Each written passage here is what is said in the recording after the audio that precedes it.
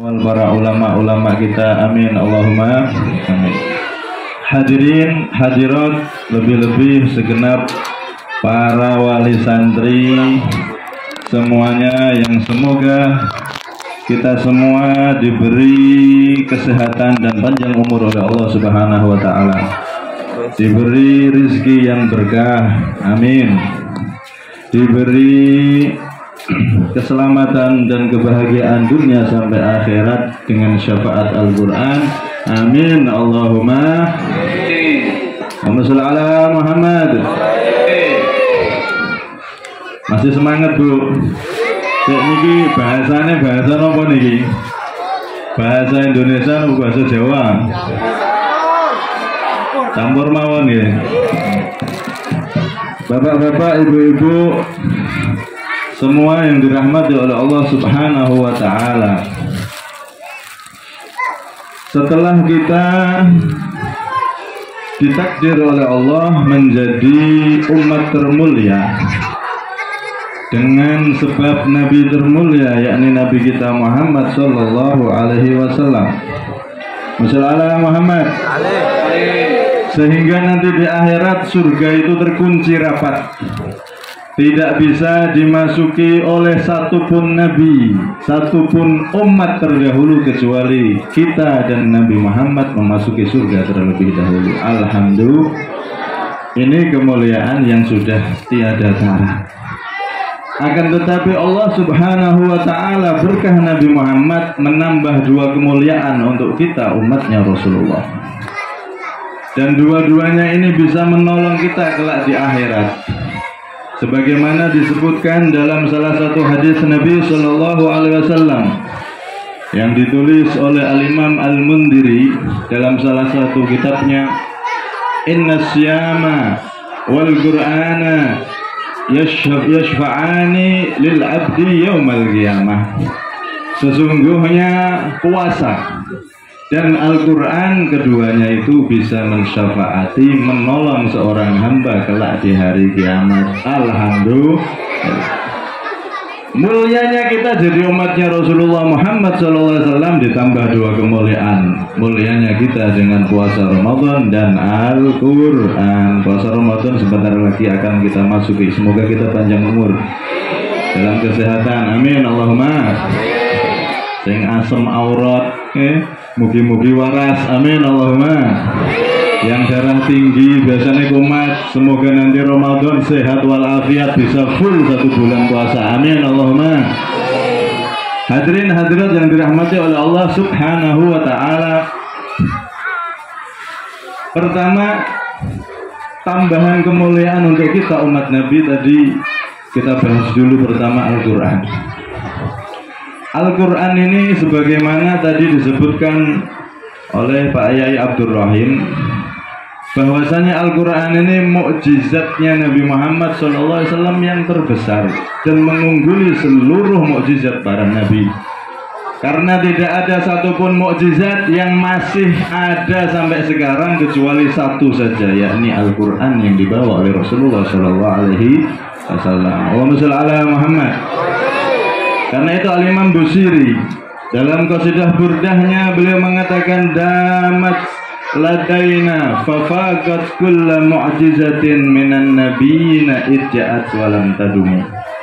Al-Quran ini selalu ada di tengah-tengah kita dan mengungguli seluruh mukjizat yang dibawa oleh para nabi-nabi sebelumnya, karena mukjizat mereka tidak tersisa alias sudah hilang.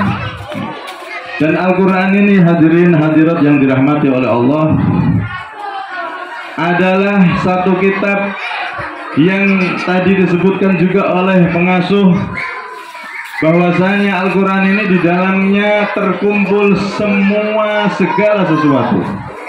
Ilmu awalin wal akhirin ada di Al-Quran. Ilmu orang dulu, ilmu orang modern ada di dalam Al-Quran. Jami'ul ulumi fil Qur'ani lakin taqasara anhu afhamur rijali. Seluruh ilmu tanpa terkecuali ada di dalam Al-Quran, akan tetapi kefahaman manusia yang tidak mampu untuk menggalinya. Kalau manusia itu bisa memahami yang ada di Al-Quran, maka seluruh ilmu ada di sana. Sampai-sampai sahabat yang mulia Ibnu Abbas radhiyallahu anhu, beliau juga termasuk sepupu Rasulullah. Beliau itu pernah mengatakan begini, "Laudu ali iqalu ba'irin lawajadtuhu fil Qur'an." Andaikan hilang bagiku tali kekang onta, tali onta, umpama tali unta hilang, aku di tali unta kok hilang, maka aku bisa menemukan di mana letaknya dengan Al-Quran. Nah, kalau kita pikir ya, Al-Quran sama kehilangan tali apa hubungannya?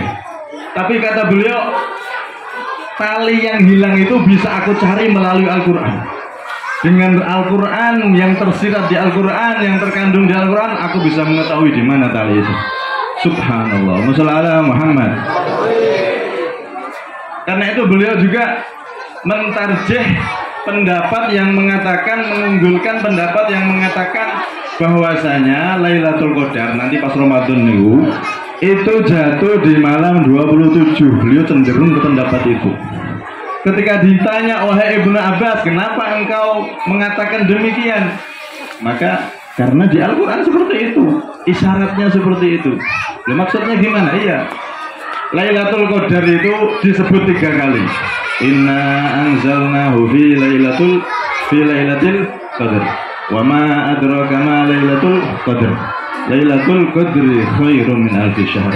Disebut 3 kali Lailatul Qadar, kalimat Lailatul Qadar, nama Lailatul Qadar disebut 3 kali, dan jumlah dari hurufnya Lailatul Qadar itu 9. Lam, ya, lam, ta, terus hamzah atau alif itu, kemudian al, kemudian qaf, kemudian dal, kemudian ro, 9. 3 kali disebut dan 9 huruf. 9 kali 3 sama dengan 27. Berarti Lailatul Qadar Ramadan jatuhnya paling banyak, paling sering terjadi di malam 27. Ini beliau rumuskan karena apa? Dengan Al-Quran. Karena semua ilmu ada di Al-Quran. Mau ilmu apapun, mau ilmu segi apapun, semuanya ada di dalam Al-Quran. Allahumma shalli ala Muhammad. Sampai-sampai seorang sahabat yang mulia Abdullah bin Mas'ud, beliau juga mengatakan, idza aradtumul ilma fanzurul Qur'an fa inna fihi ilmal awwalin wal akhirin.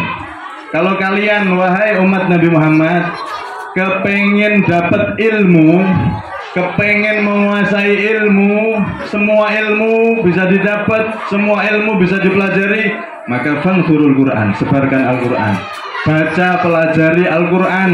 Kenapa? Fa inna fihi ilmal awwalin wal akhirin, karena di dalamnya ada ilmu yang terdahulu dan ilmu yang sekarang, ilmu orang zaman dulu dan ilmu orang zaman sekarang, ilmu kuno dan ilmu modern, semuanya ada di dalam Al-Quran. Cuman yaitu tadi, yang bisa memahami kandungan petunjuk yang ada di dalam Al-Quran, rangkuman petunjuk yang lengkap di Al-Quran, itu tidak semua orang. Karena itu Allah mengatakan bal hiya ayatun bayyinatun fi suduril ladina utul ilma. Al-Quran ini adalah ayat-ayat yang jelas, tanda-tanda yang jelas dari Allah, ajaran yang jelas dari Allah, tapi tidak bisa melihatnya, memahaminya kecuali orang-orang yang diberi ilmu di dalam hatinya. Hatinya bersih dan dia berilmu yang tinggi, ilmu agama. Para ulama, para orang-orang soleh itu bisa menggali ilmu dari Al-Quran. Seluruh ilmu tercakup di dalam Al-Quran. Alhamdulillah. Cuman ya itu, kalau orang tidak paham, akhirnya yang menghina Al-Quran kalau dia non-muslim. Oh, ini Al-Quran sudah tidak relevan, sudah nggak zaman ini Al-Quran ini. Maka harus 300 ayat harus dibuang. Karena enten nih video viral, ada orang yang benci Al-Quran, non-muslim, akhirnya dilaporkan, semoga diproses itu. Itu penghinaan itu. 300 ayat Al-Quran dihapus. Ini sudah nggak relevan, nggak pas dengan zaman sekarang. ini tidak sesuai, ini pelanggaran.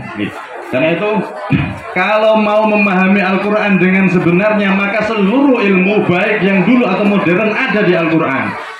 Bahkan dulu itu kan ada ilmuwan namanya siapa itu? Ada seorang ilmuwan penemu teleskop. Dia ini bisa menemukan teleskop yang mana bulan, bintang, matahari itu bisa dilihat dengan jelas dari teleskop tersebut.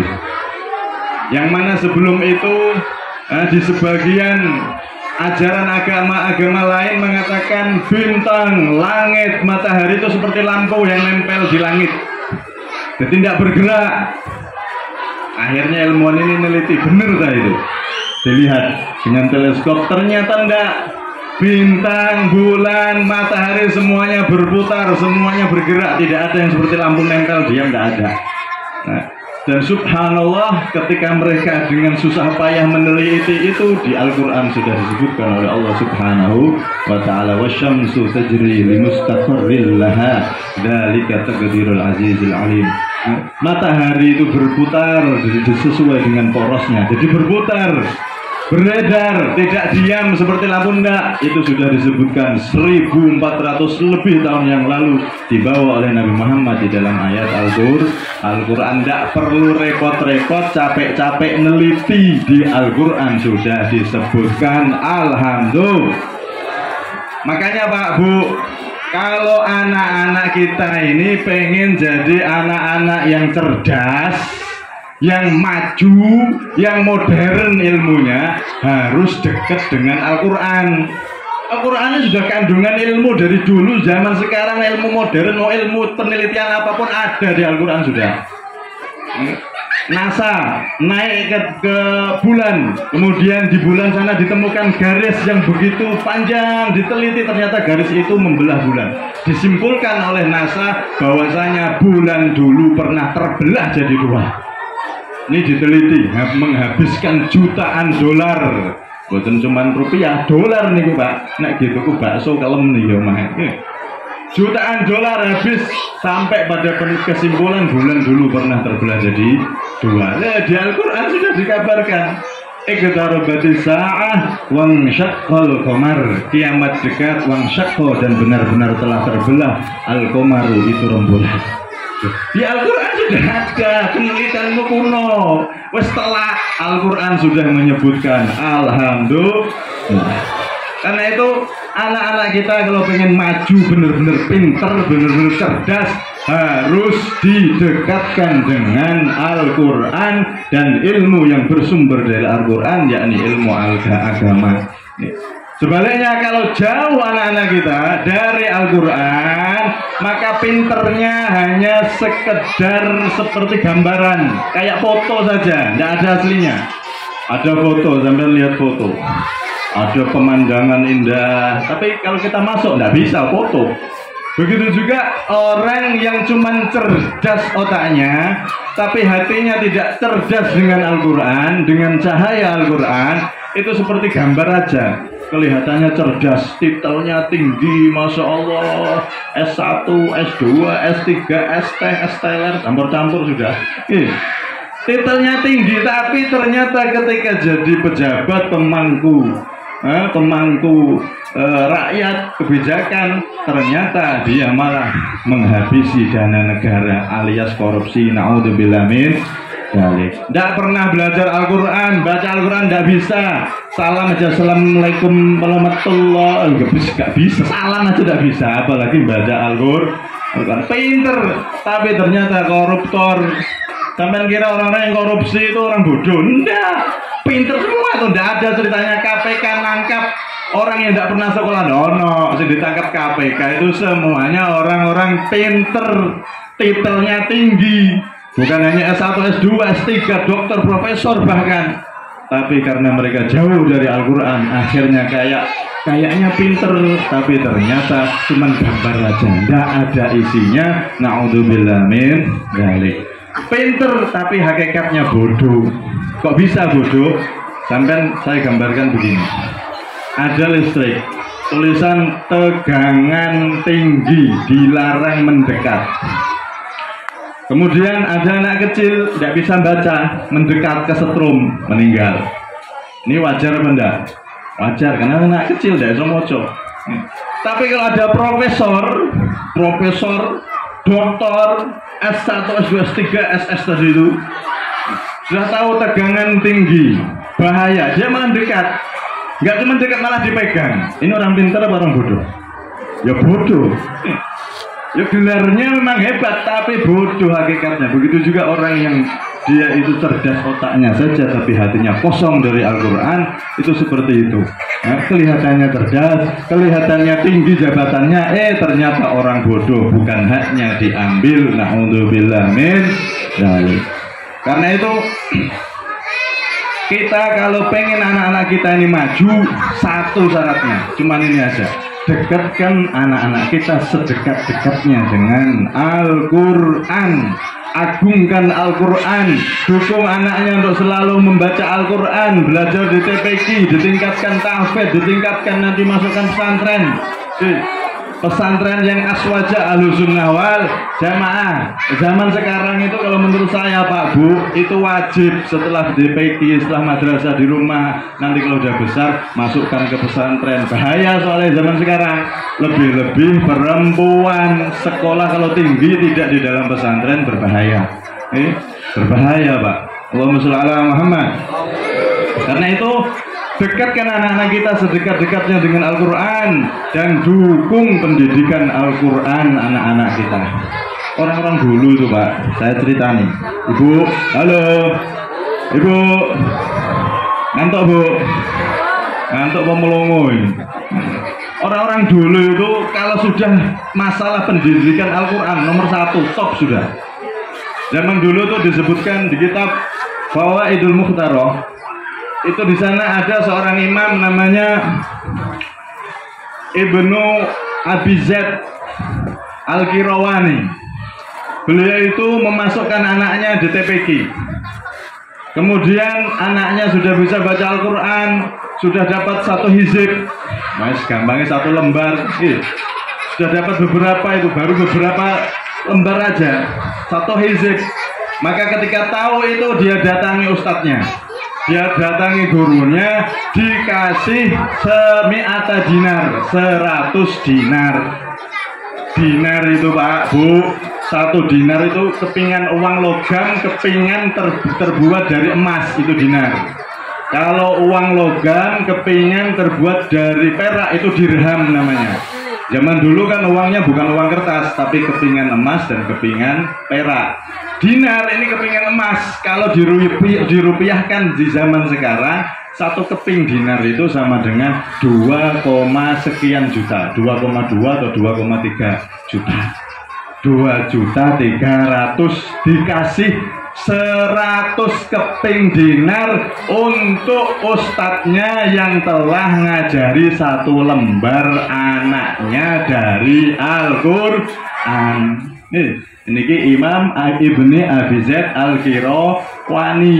Nek jenengan misalnya ngoten pripun? Anaknya kalau sudah 1 lembar bayarnya 100 dinar, berarti anggap 2 juta kali 100, 200 juta. Nek beliau Imam Ibnu Zaid Al-Qirawani, tapi nek kula sampean yo Imam Al-gak berani. Nggak berani bayar seperti itu. Wah, pola mahal. Sekarang TPQ loh, kadang-kadang di desa-desa tuh Masya Allah sebulannya berapa nih mereka Pak Ai?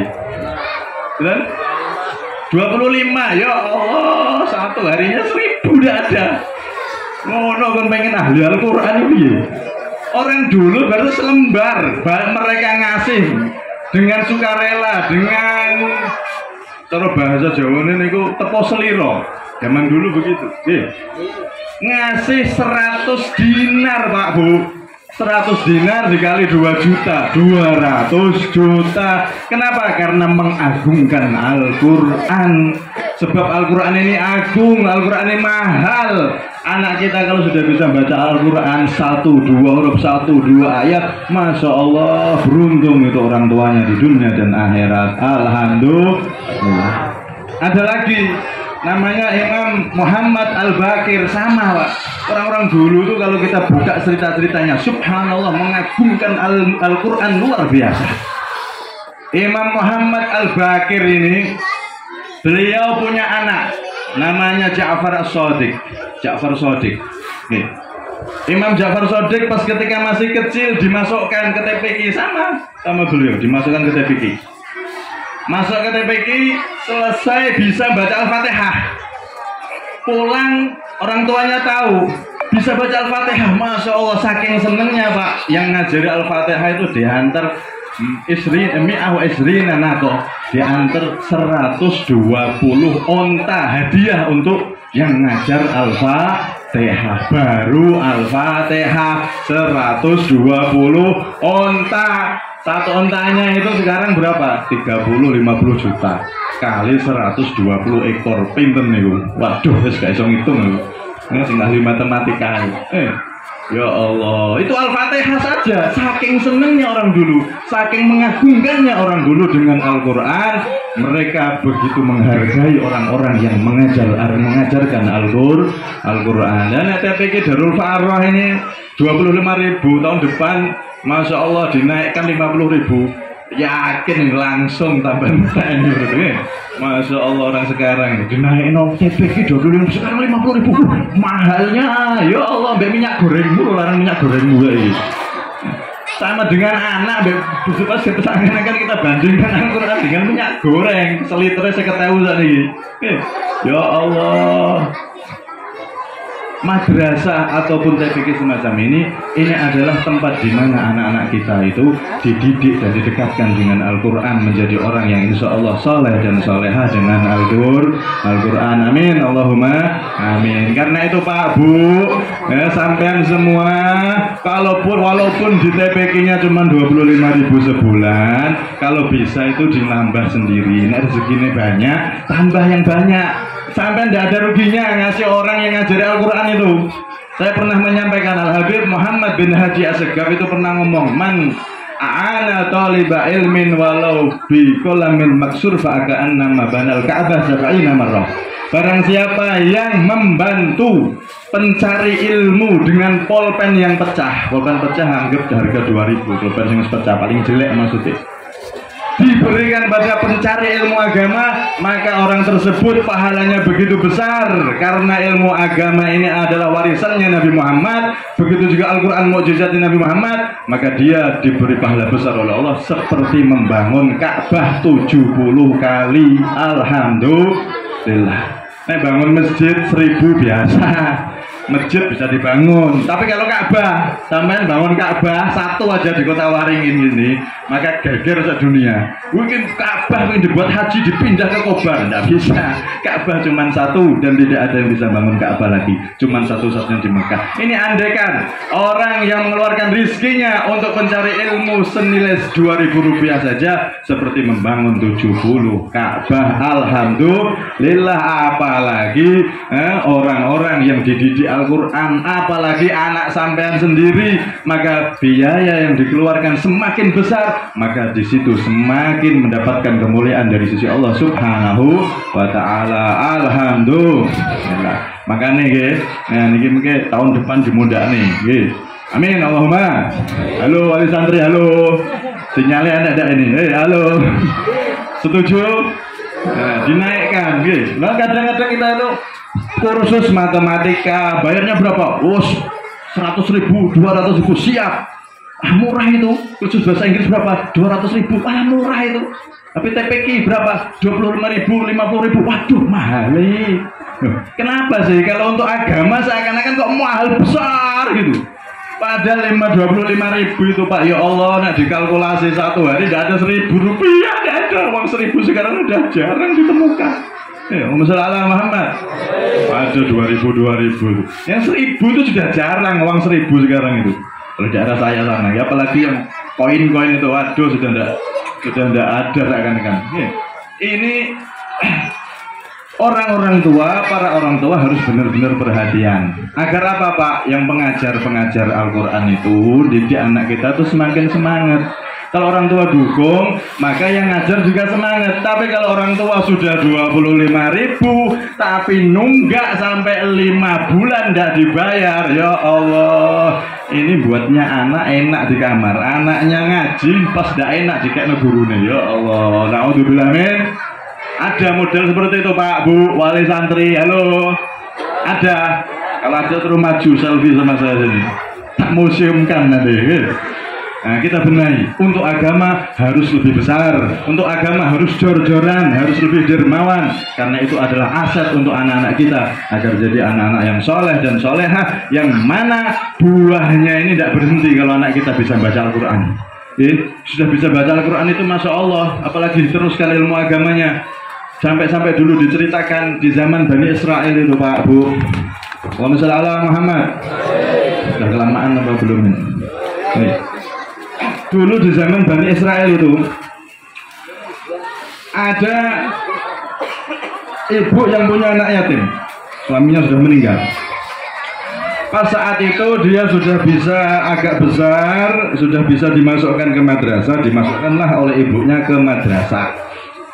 Akhirnya pas masuk di madrasah pertama kali diajari Bismillahirrahmanirrahim. Anaknya ngikuti Bismillah, diikuti sudah. Baca Bismillah, subhanallah. Di saat itu juga Allah mewahyukan kepada seorang nabi di zaman itu bahwasanya inni qad rafa'tul adab an fulan bisababi waladihi ta'allamal basmalah. Wahai Nabi, kabarkan kepada keluarga orang yang anak kecil tersebut bahwasanya ayahnya yang ada di kubur telah aku hilangkan siksaannya gara-gara anaknya telah bisa baca Bismillahirrahmanirrahim. Subhanallah, baru bismillah siksaan kuburnya dihilangkan semua oleh Allah Subhanahu wa ta'ala. Karena itu bapak-bapak, ibu-ibu, Al-Quran ini akan mensyafaati yang bisa baca Quran. Dan orang tua yang tidak bisa baca Al-Quran tapi dukung dengan benar-benar anaknya untuk bisa baca Al-Quran, untuk dekat dengan Al-Quran, untuk dekat dengan ilmunya Nabi, maka dia juga akan terangkat tinggi dengan sebab anaknya yang dia dukung tadi itu. Allahumma shalli ala Muhammad. Karena itu jangan pernah pelit untuk pendidikan agama anak-anak kita, lebih-lebih pendidikan Al-Quran. Alhamdulillah. Ini tentang Al-Quran. Yang kedua, karena kita mau masuk bulan suci Ramadan, saya bahas Ramadan sedikit untuk mengingatkan kita semua.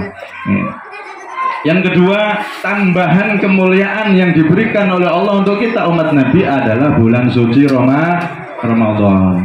Ramadan itu kok bisa dijadikan bulan suci, itu kenapa? Ternyata juga sama Pak, Bu. Ramadan jadi mulia gara-gara di dalamnya diturunkan Al-Quran. Bulan aja bisa mulia, apalagi sampean manusia kalau memang berhubungan dengan Quran akan dimuliakan oleh Allah Subhanahu wa taala. Anaknya dihubungkan dengan Quran pasti akan dimuliakan oleh Allah Subhanahu wa taala. Syahrul Ramadan alladzi unzila fihi al-Quran. Bulan Ramadan yang di dalamnya diturunkan Al-Quran. Di Ramadan 1 bulan ini ada malam yang paling utama, namanya malam Lailatul Qadar. Kenapa malam Lailatul Qadar itu paling utama? Sama, karena di dalamnya diturunkan Al-Quran. Inna anzalnahu fi Lailatul Qadri. Sesungguhnya aku anzalna, menurunkan aku Allah pada Al-Quran fi Lailatul Qadri, di dalam malam Lailatul Qadar. Karena itu para ulama pas Ramadan itu ada malam yang paling utama, Lailatul Qadar, jelas. Dan para ulama menyebutkan, ini perlu diperhatikan juga, ada satu malam lagi yang juga paling utama. Apa itu? Lailatul Awal min Ramadan, malam pertama dari bulan Ramadan. Karena itu para ulama mengatakan fi Ramadan lailatani, di Ramadan ada 2 malam yang paling utama. Satu Lailatul Qadar, malam Lailatul Qadar, jelas, yang mana dia berpindah-pindah. Kalau Ibnu Abbas tadi 27 Ramadan. Yang kedua Lailatul awal min Ramadan, malam pertama, hari pertama dari bulan Ramadan, Lailatul Nador, dikatakan oleh para ulama Lailatul Nador, malam pandangan Allah Subhanahu wa taala. Artinya kalau pas malam pertama Ramadan, Pak Bu, awal-awal tarawih itu malam pertama pembuka Ramadan, itu malam di mana Allah memandang kepada para hamba-hambanya. Idza kana awwalu lailatin min Ramadan nadarallahu ilaihim. Ketika awal Ramadan itu datang, maka Allah memandang hamba-hambanya dengan pandangan rahmatnya. Wa man nadhara ilaihi lam yu'adzibhu abada. Kalau di malam pertama itu dipandang oleh Allah dengan pandangan rahmatnya, siapa yang dipandang oleh Allah maka dia tidak akan disiksa oleh Allah selama-lamanya. Alhamdulillah. Karena itu malam pertama semangat tarawih, diisi malam pertama itu dengan banyak ibadah kepada Allah Subhanahu wa taala agar mendapatkan pandangan rahmat dari Allah Subhanahu wa taala. Kemudian yang selanjutnya yang perlu diperhatikan lagi tentang bulan Ramadan, di Ramadan itu sebagaimana yang dikatakan Syekh Al-Imam Muhammad Said Ramadan Al-Buti, beliau itu pernah mengatakan di Ramadan syamani, di bulan Ramadan ada dua puasa. Ada dua puasa. Yang pertama, syamul afrad, puasa individu, puasa per orang. Orang yang kuat, orang Islam kuat, ya dia tidak berpenyakit, tidak penyakitan jangan puasa dulu, nggak dipaksa malah mati mungkin. Orang yang kuat, sehat, nah maka dia wajib berpuasa. Ini sudah maklum. Nah, dari sahur, dari terbit fajar sampai maghrib. Ya ayyuhalladzina amanu kutiba alaikumussyam kama kutiba alal ladzina min qablikum la'allakum tattaqun. Ayatnya jelas, perintahnya jelas. Setiap dari kita umat Islam yang mampu dan sudah balik, berakal, akil, mukallaf, balik, akil, sudah dewasa dan berakal sehat.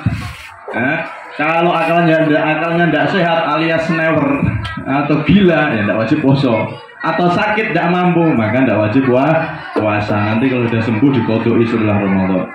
Ini kita semua yang mampu sesuai syarat-syaratnya wajib melakukan puasa Ramadan. Yang mana puasa ini nanti bisa mensyafaati kita di hari kiamat sebagaimana dalam hadis yang pertama tadi.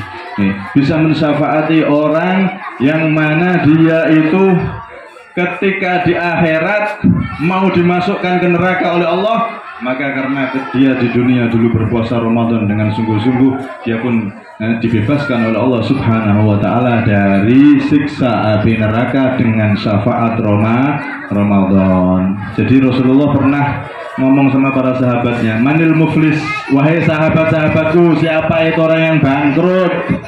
Kalau kita ditanya, Pak Bu, bangkrut, siapa sih yang bangkrut? Ya jawabannya kan orang yang jualan tidak dapat untung, bisnis malah habis, itu orang bangkrut. Tapi kata Rasul, bukan itu yang aku maksud. Bangkrut yang aku maksud bangkrut di akhirat. Siapa itu orang yang bangkrut akhirat? Maka dijawab oleh Rasulullah, mereka adalah orang-orang yang ketika di akhirat itu membawa pahala sebesar gunung-gunung pahala. Banyak pahalanya, banyak ibadahnya. Tapi setiap hari dia mencaci sana, mencaci sini, gosip sana, gosip sini, ngerasani sana, ngerasani sini. Orang-orang yang digosipi, yang dicaci itu datang semua. Ya Allah, orang ini dulu pernah gosip saya satu kali. Itu pas pengajian di pojokan, tidak dengar ceramah, malah gosip. Ya Allah, ini dulu gosip saya ya Allah. Maka diambil pahalanya. Datang lagi, diambil terus sampai yang bergunung-gunung itu habis. Maka dia pun jadi orang yang celaka dan dimasukkan ke neraka. Naudzubillah min dzalik. Tapi kata para ulama, kalau ada orang yang hampir bangkrut itu punya amalan Ramadan, puasa Ramadan, maka dia akan selamat, ditolong oleh bulan suci Ramadan, ditolong oleh puasa yang dia lakukan di bulan suci Ramadan. Akhirnya dia bisa selamat dan dimasukkan surga oleh Allah Subhanahu wa taala. Alhamdulillah. Karena itu jangan bolong-bolong puasa Ramadannya. Makanya Rasulullah ngajari umur 7 tahun, ayo anaknya mulai disuruh puasa. Kalau tidak kuat satu hari, puasa sampai duhur atau sampai jam 10, tidak apa-apa, dilatih dari sahur sampai jam berapa. Nanti kalau sudah 10 tahun diusahakan puasa sampai maghrib full. Dan seterusnya. Kenapa? Karena puasa ini pusaka berat, pusaka yang sangat hebat agar kita menjadi orang yang selamat di akhirat kelak. Ketika pahala-pahala amal ibadah yang lain itu bisa berpindah tangan, bisa diambil orang, tapi pahala puasa tidak bisa diambil siapa-siapa. As-shaumu li wa ana ajzibihi, kata Allah Subhanahu wa taala dalam hadis qudsi. Puasa itu untuk aku dan aku yang akan membalas pahalanya. Jadi pahalanya dilindungi oleh Allah, tidak bisa diambil siapapun, dan sebab itu dia akan dimasukkan oleh Allah ke surganya Allah Subhanahu wa taala. Alhamdulillah. Yang kedua, kata beliau, syamul mujtama, puasa lingkungan, puasa masyarakat. Apa maksudnya puasa masyarakat? Nah, ini perlu diperhatikan ini sebagai penutup ceramah. Puasa masyarakat itu apa? Puasa lingkungan. Artinya setiap dari kita umat Islam, kalau daerah kita itu mayoritas umat Islam, maka wajib bersama-sama untuk menjaga suasana siang hari Ramadan seperti Ramadan, benar-benar Ramadan. Artinya kalau ada orang merokok di tengah jalan, padahal dia orang Islam, atau ada orang makan, minum es di sembarang tempat terbuka, maka kita yang lihat wajib negur kalau berani. Nih, kecuali ini nih kalau saya tegur bahaya nih saya di. Nah, kalau di situ pakai hati, minimal ingkar dengan hati. Ya Allah, ini ingkar dengan hati. Begitu juga para pemerintah, Pak Lurahnya, Pak RT-nya itu wajib mengkondisikan suasana siang Ramadan, suasana puasa. Kalau ada yang rokok di sembarang tempat, maka wajib diingatkan bersama-sama untuk menghormati kesucian bulan suci Ramadan. Nabi mengingatkan, Pak Bu, ini penting nih. Kullu ummati mu'afan illal mujahirin. Setiap dari umatku itu dimaafkan sama Allah. Kalau dia punya dosa yang dia simpen, dosa yang dia malu, tidak dia tampilkan, minta ampun sama Allah, minta diampuni Allah, diampuni jelas.